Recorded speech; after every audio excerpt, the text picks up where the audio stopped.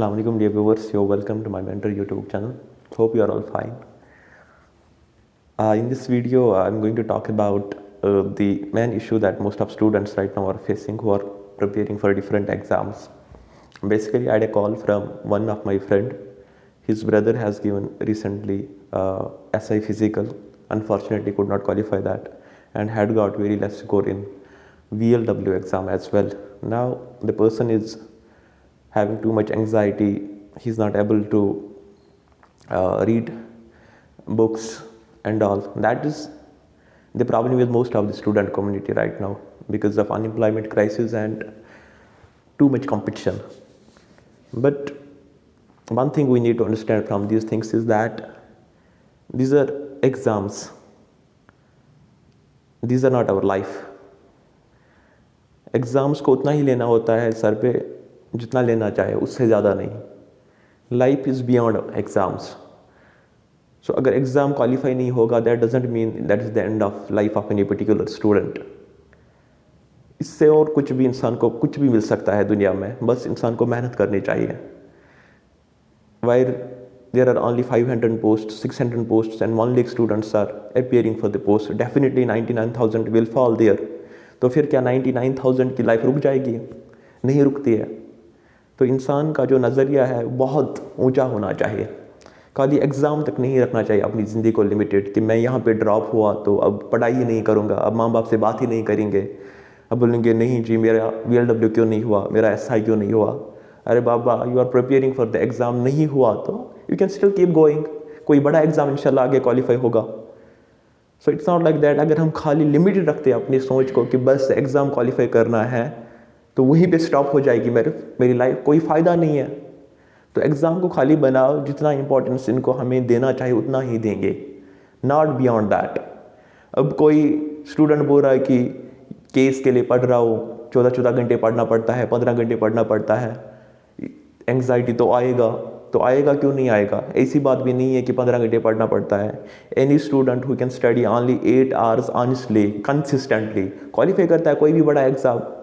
तो अब यहीं से हम बोल रहे हैं कि नहीं जी मैं केस पढ़ रहा हूँ, कभी लाइब्रेरी से बाहर ही नहीं आएंगे, मैं UPSC की प्रिपरेशन कर रहा हूँ, तो ना किसी के साथ बात, ना किसी को कॉल, लगना चाहिए दुनिया को कि नहीं ये UPSC के लिए पढ़ रहा है. ऐसा बंदा कभी क्वालिफाई नहीं करता है एग्ज़ाम.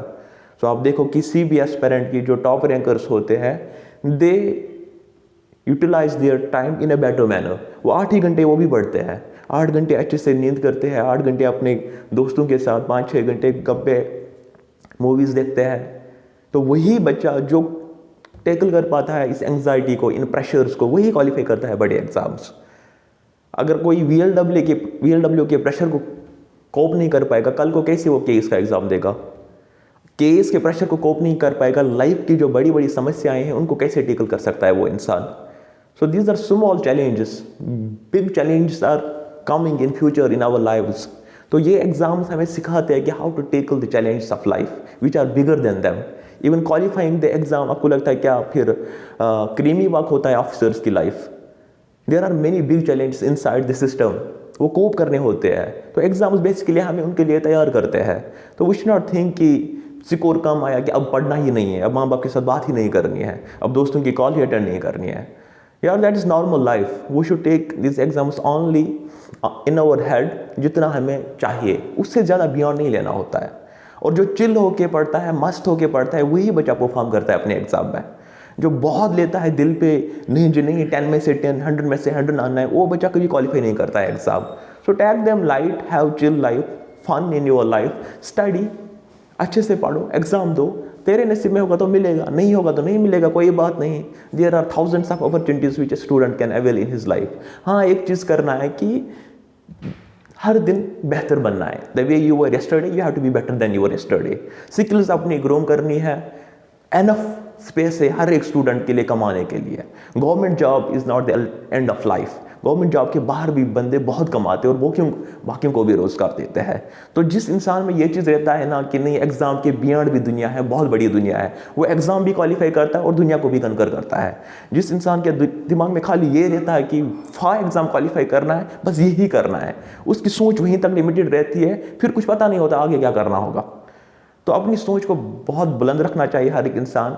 बहुत ऊंचा सोचना चाहिए। फिर ये छोटे छोटे एग्जाम्स लगते हैं, चलो नहीं हुआ तो अगली बार कुछ और करेंगे। तो खाली एक चीज़ करना चाहिए कि इंसान अपने आप में इंप्रूवमेंट लाना चाहिए every day. The more improvement you will bring in your life through different sources, ज़्यादा पढ़ोगे, you will see these exams will follow you.